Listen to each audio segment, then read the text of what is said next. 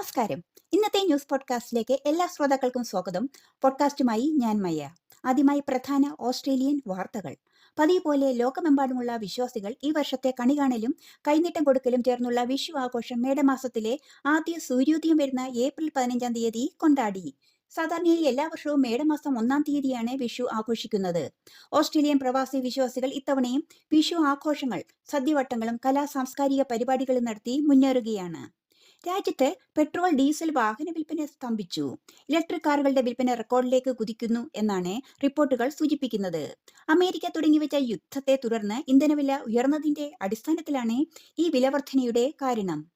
അതേസമയം ആഗോള വിപണിയിലെ അനിശ്ചിതത്വവും ഇന്ധനവില വർധനവും മൂലം വലയുന്ന ജനങ്ങൾക്ക് രാജ്യത്തെ ഇന്ധന നികുതിയിൽ 50% കുറവ് വരുത്തിയതായി പ്രധാനമന്ത്രി ആന്റണി ആൽബനീസ് പ്രഖ്യാപിച്ചു. ചെറിയ കുട്ടികൾക്ക് നാസാരന്ധ്രങ്ങളിലൂടെ നൽകുന്ന ഫ്ലൂ വാക്സിനുകൾ വിവിധ സംസ്ഥാനങ്ങളിൽ ലഭ്യമാക്കി തുടങ്ങി.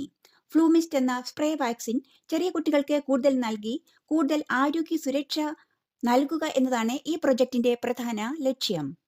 വിദേശ പഠനം ലക്ഷ്യമിടുന്ന ഇന്ത്യൻ വിദ്യാർത്ഥികൾക്ക് തിരിച്ചടിയായി ഓസ്ട്രേലിയൻ സർക്കാരിന്റെ പുതിയ വിസ പരിഷ്കാരം. വിസ അപേക്ഷകൾക്കുള്ള മാനദണ്ഡങ്ങൾ കർശനമാക്കിയതോടെ 19ഓളം രാജ്യങ്ങളിൽ നിന്നുള്ള വിദ്യാർത്ഥികൾക്കൊപ്പം ഇന്ത്യയും കടുത്ത പരിശോധനകൾക്ക് വിധേയമാകേണ്ടി വരും. വിസ ലഭിക്കുന്നതിനായി സമർപ്പിക്കേണ്ട രേഖകളുടെ ഗുണനിലവാരവും പരിശോധനയും ലെവൽ 2 നിന്നും ലെവൽ 3 ഉയർത്തിയതും ഇന്ത്യൻ വിദ്യാർത്ഥികളെ ഏറ്റവും ഉയർന്ന റിസ്ക് ഉള്ള രാജ്യങ്ങളുടെ പട്ടികയിൽ ഉൾപ്പെടുത്തിയതും വിദ്യാർത്ഥികളെ കുരുക്കിലാക്കിയിരിക്കുകയാണ്. അന്താരാഷ്ട്ര വാർത്തകൾ.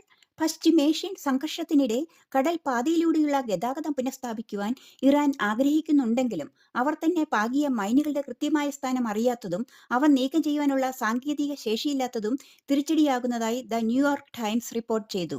അമേരിക്കയും ഇസ്രയേലും ഇറാനെതിരെ യുദ്ധം ആരംഭിച്ചതിന് തൊട്ടുപിന്നാലെ കഴിഞ്ഞ മാസമാണ് ഇറാൻ ഹോർമുസ് കടലിടുക്കിൽ മൈനുകൾ നിക്ഷേപിച്ചത്.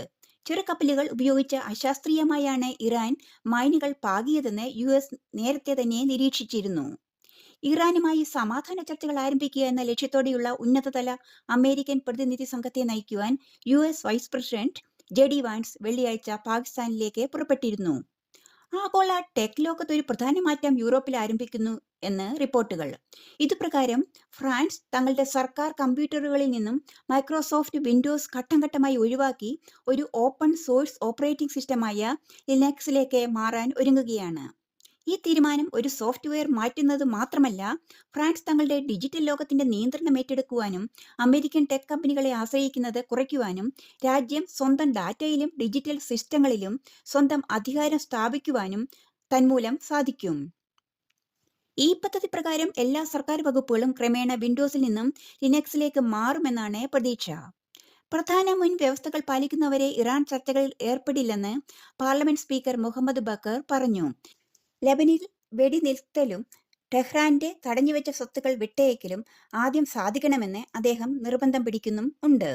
എന്നാൽ മുൻകൂർ ആവശ്യങ്ങൾ പാലിക്കാതെ ചർച്ചകൾ മുന്നോട്ട് കൊണ്ടുപോകുവാൻ കഴിയില്ലെന്ന് എക്സിലെ ഒരു പോസ്റ്റിൽ മുഹമ്മദ് വ്യക്തമാക്കിയിട്ടുണ്ട്.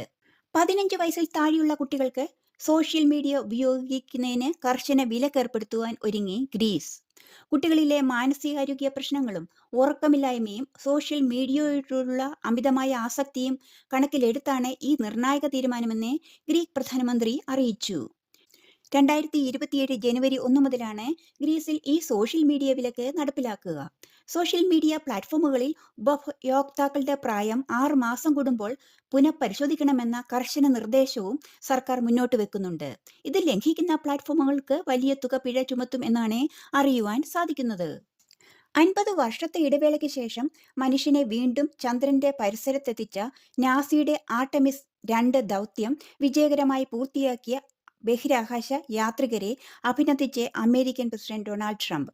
ചന്ദ്രന്റെ വിദൂര വശത്തുകൂടി സഞ്ചരിച്ച ഈ ദൗത്യം ഭൂമിയിൽ നിന്നും ഏറ്റവും കൂടുതൽ ദൂരം സഞ്ചരിച്ച മനുഷ്യർ എന്ന അപ്പോളോ 13 റെക്കോർഡ് മറികടന്നിരുന്നു.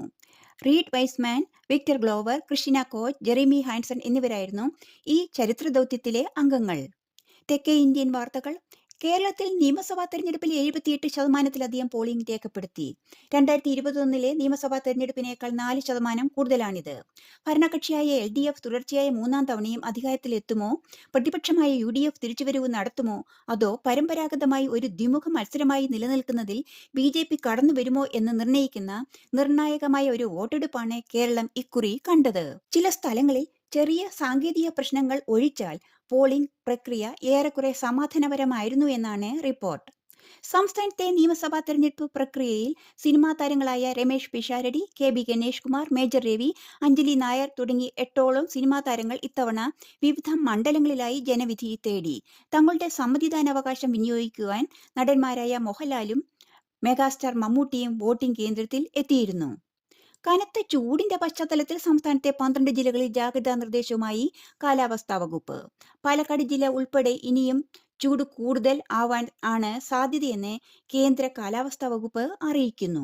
ഇന്ത്യൻ സൈന്യത്തിന്റെ ആകാശകയറ്റത്തിന് പുതിയ ഉണർവേകി പ്രചണ്ഡ്, അപ്പാച്ചെ ഹെലികോപ്റ്ററുകളുടെ വിജയകരമായ പരീക്ഷണങ്ങൾ കർണാടകയിൽ നടന്നു. പ്രചണ്ഡ് സോർട്ടിയും രാജസ്ഥാനിൽ നടന്ന അപ്പാച്ചെ ഫയറിംഗ് പരീക്ഷണങ്ങളും വഴി തങ്ങളുടെ വ്യോമ സഹായശേഷി വർദ്ധിപ്പിച്ചുകൊണ്ട് ഇന്ത്യൻ സൈന്യം യുദ്ധകളത്തിലെ പ്രഹര ശേഷി മെച്ചപ്പെടുത്തി. തദ്ദേശീയമായി വികസിപ്പിച്ചെടുത്ത പ്ലാറ്റ്ഫോമുകളെ മുൻനിര പ്രവർത്തനങ്ങളിൽ യോജിപ്പിക്കുന്നതിനാലാണ് സൈന്യത്തിന്റെ ശ്രദ്ധയെന്ന് ഇത് സൂചിപ്പിക്കുന്നു. ഇന്ത്യൻ കേന്ദ്രതല വാർത്തകൾ. ഡൽഹിയിലെ ഔദ്യോഗിക വസതിയിൽ നിന്നും വൻതോതിൽ പണം കണ്ടെടുത്തെന്ന ആരോപണത്തെ തുടർന്ന് വലിയ വിവാദം പൊട്ടിപ്പുറപ്പെട്ട് ഏകദേശം 1 വർഷത്തിനു ശേഷം അലഹബാദ് ഹൈക്കോടതിയിലെ ജസ്റ്റിസ് യശ്വന്ത് വർമ്മ രാജിവെച്ചു. കഴിഞ്ഞ വർഷം മാർച്ചിൽ ഡൽഹിയിലെ ജസ്റ്റിസ് വർമ്മയുടെ ഔദ്യോഗിക വസതിയിൽ തീപിടുത്തമുണ്ടായതോടെയാണ് വിവാദം ആരംഭിച്ചത്. അഗ്നിശമന പ്രവർത്തനങ്ങൾക്കിടെ സ്ഥലത്ത് 1.5 അടിയിലധികം ഉയരമുള്ള പണത്തിന്റെ കൂമ്പാരങ്ങൾ കണ്ടെത്തിയതായി പറയപ്പെട്ടിരുന്നു. കായിക വാർത്തകൾ. 2026 ലോകകപ്പിനുള്ള പുതിയതും ഉയർന്ന വിലയുള്ളതുമായ ടിക്കറ്റ് വിഭാഗങ്ങൾ നിശബ്ദമായി അവതരിപ്പിച്ചതിന് ശേഷം ലോക ഫുട്ബോൾ ഭരണസമിതിയായ ഫിഫ ആരാധകരിൽ നിന്നും വലിയ തോതിലുള്ള പ്രതിഷേധം നേരിടുന്നു. കൂടാതെ ടിക്കറ്റ് വാങ്ങിയവരുടെ സീറ്റ് വിഹിതം മാറ്റുകയും ചെയ്തതായി ആരോപണമുണ്ട്. നിരവധി ആരാധകർ ബെയ്റ്റ് ആൻഡ് സ്വിച്ച് എന്ന വിശേഷിപ്പിച്ച രീതിയിൽ ഫിഫ ഈ ആഴ്ച അതിന്റെ ടിക്കറ്റിംഗ് സിസ്റ്റത്തിൽ ഒരു പുതിയ ഫ്രണ്ട് കാറ്റഗറി ടയർ ചേർത്ത് പൊതുപ്രഖ്യാപനമില്ലാതെ പ്രീമിയം സീറ്റുകളുടെ വില ഗണ്യമായി വർദ്ധിപ്പിക്കുകയുണ്ടായി. ലോക ക്രിക്കറ്റിലെ തന്നെ ഏറ്റവും വലിയ അത്ഭുതകരമായി മാറിയിരിക്കുകയാണ് രാജസ്ഥാൻ റോയൽസിന്റെ വൈഭവ് സൂര്യവംശി എന്ന 15 വയസ്സുകാരൻ. RCBക്കെതിരായ മത്സരത്തിൽ ഭുവനേശ്വർ കുമാറും ജോഷ് ഹസൽവുഡും നയിച്ച പേസ് നിരയെ കശാപ്പ് ചെയ്ത സൂര്യവംശി 300 സ്ട്രൈക്ക് റേറ്റിലാണ് 78 റൺസ് അടിച്ചുകൂട്ടിയത്. നിങ്ങൾ ഇപ്പോൾ കേട്ടത് ഈ ആഴ്ചയിലെ പ്രധാന മലയാളം ന്യൂസ് പോഡ്കാസ്റ്റ്. വാർത്തകൾ എഴുതി വായിച്ചത് ഓസ്ട്രേലിയയിൽ നിന്നും മയ്യ. ഇന്നത്തെ വാർത്തകൾ ഇവിടെ സമാപിക്കുമ്പോൾ എല്ലാ ശ്രോതാക്കൾക്കും പ്രതീക്ഷയുടെയും പ്രത്യാശയുടെയും മേട പൊൻപുലരി ആശംസിച്ചുകൊണ്ട് നിർത്തുന്നു. നന്ദി, നമസ്കാരം.